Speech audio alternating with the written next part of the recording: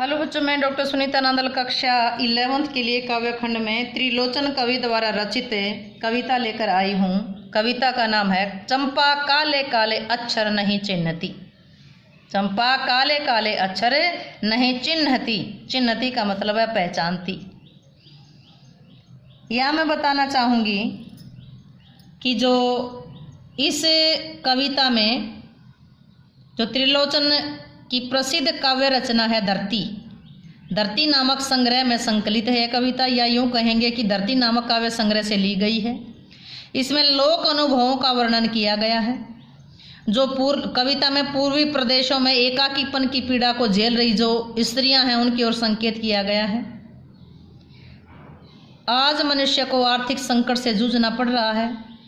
गांव के लोगों को आजीविका के लिए, अपना गुजारा करने के लिए महानगरों की ओर निकलना पड़ रहा है, जिससे संयुक्त परिवार तीव्र गति से टूट रहे हैं और एकाकी परिवार की व्यवस्था बनती जा रही है। कविता में यही बताया गया है कि चंपा नामक युवती अनपढ़ होने के कारण कवि को पढ़ता हुआ देखकर हैरान हो जाती है। वो समझ नहीं पाती कि काले अक्षरों में से स्वर कैसे निकलते हैं। वो स्वभाव से नटखट है, इसलिए कवि की कलम चुरा लेती है, कभी कागज चुरा लेती है। चंपा कौन है? एक चरवाहे की बेटी है।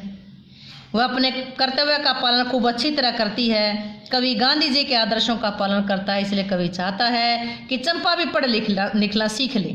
उसे विश्वास नहीं होता कि गांधी जी घरों को तोड़ने वाली पढ़ाई की बात कैसे कर सकते हैं। कवि उसे समझाता है कि जब उसकी शादी होगी, उसका पति उसे छोड़ करके काम करने के लिए कलकत्ता चला जाएगा, तो उसको खत कैसे लिखेगी, उसके पत्र कैसे पढ़ेगी।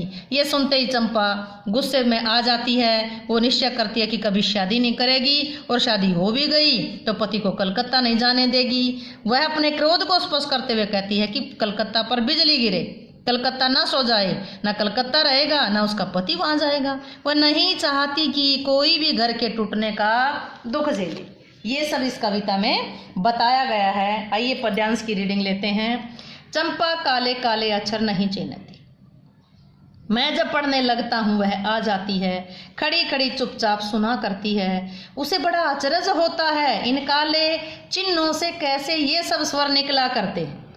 कवि कहते हैं कि चंपा अनपढ़ होने के कारण काले काले अक्षरों को नहीं पहचानती, अर्थात चंपा अक्षरों को पढ़ नहीं सकती, उसे अक्षर ज्ञान नहीं है। दूसरी ओर कवि कहता है कि हमारी शिक्षा में अक्षरों का रंग केवल काला ही होता है, और काले अक्षर केवल काले धब्बे हैं, वह इन्हें पहचानती नहीं। उसके लिए तो काले अक्षर एक धब्बे के समान है। कवि चाहता है कि चंपा कुछ पढ़ लिख ले। जब मैं पढ़ने लगता हूँ वह आ जाती है। जब कवि पढ़ने लगता है तो चंपा उसके पास आ जाती है, खड़ी खड़ी चुपचाप मैं जो पढ़ता हूँ मेरे शब्दों को सुनती है।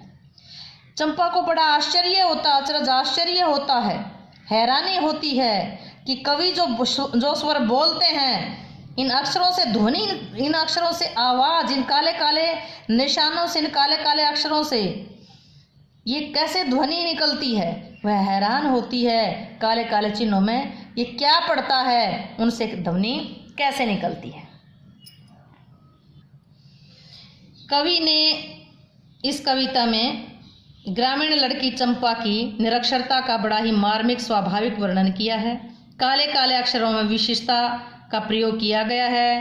काले काले का मतलब यह पुनरुक्ति प्रकाश अलंकार है। लोक भाषा के शब्दों का प्रयोग किया गया है। अनुप्रास अलंकार आया है, पुनरुक्ति अलंकार आया है। प्रसाद गुण दृश्य विमुर अभिदा शब्द शक्ति है। उम्मीद है कि ये व्याख्या आपको समझ आई होगी। बड़ी ही रोचक कविता है।